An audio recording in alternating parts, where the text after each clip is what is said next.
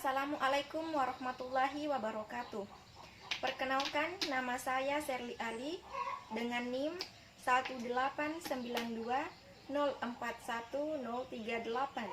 dari kelas B dengan jurusan Pendidikan Akuntansi. Melalui video ini, saya akan mempresentasikan mengenai materi dari mata kuliah Sistem Pengendalian Manajemen yang terdiri dari 3 bab materi.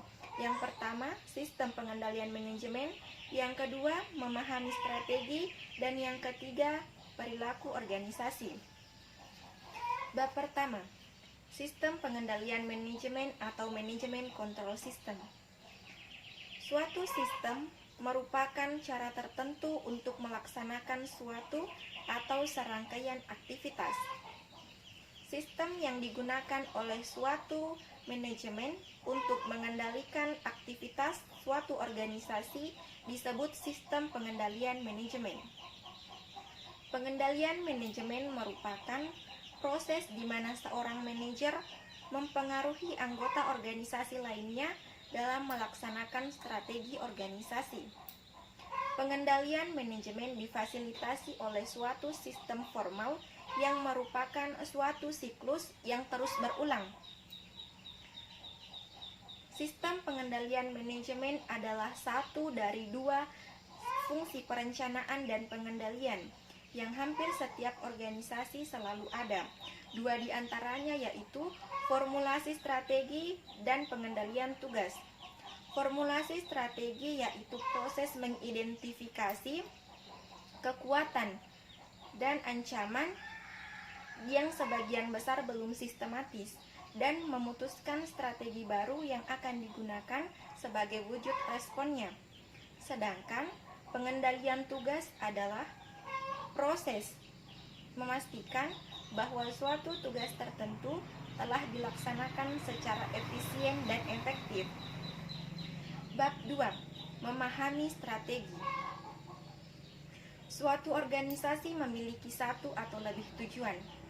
Profitabilitas merupakan tujuan yang penting, tetapi sebaiknya perusahaan juga harus mengadopsi tujuan melalui karyawan, pemasok, pelanggan, dan masyarakat. Perusahaan dengan diversifikasi memiliki atau melakukan formulasi strategi pada dua tingkatan. Yang pertama tingkat korporat dan yang kedua tingkat unit bisnis. Pada tingkat korporat, pertanyaan strategis kunci yaitu di mana unit perusahaan akan terjun.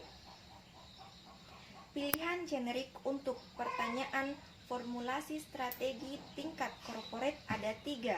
Yang pertama, perusahaan dengan industri tunggal. Yang kedua, perusahaan dengan diversifikasi yang berhubungan, dan yang ketiga perusahaan dengan diversifikasi yang tidak berhubungan. Sedangkan pada tingkat unit bisnis, perusahaan memiliki 2 pertanyaan kunci.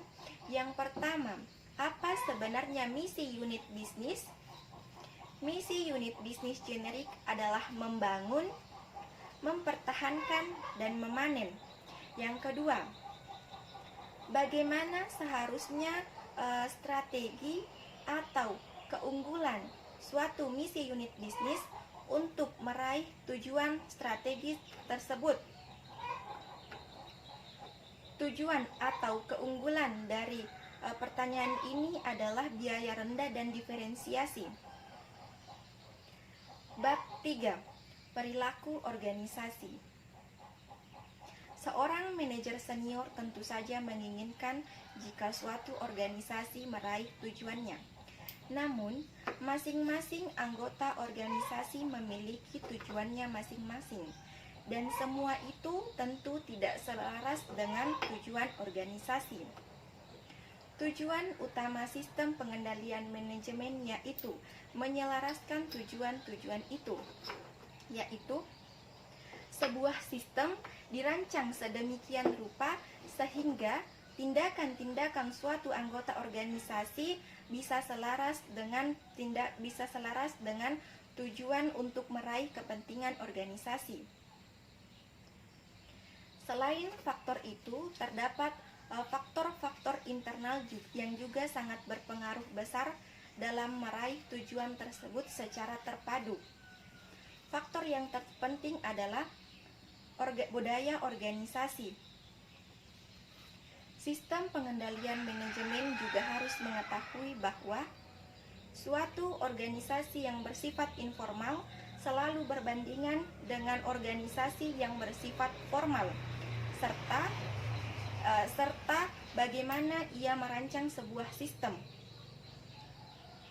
Gaya manajemen juga sangat berpengaruh dalam proses mengendalikan manajemen.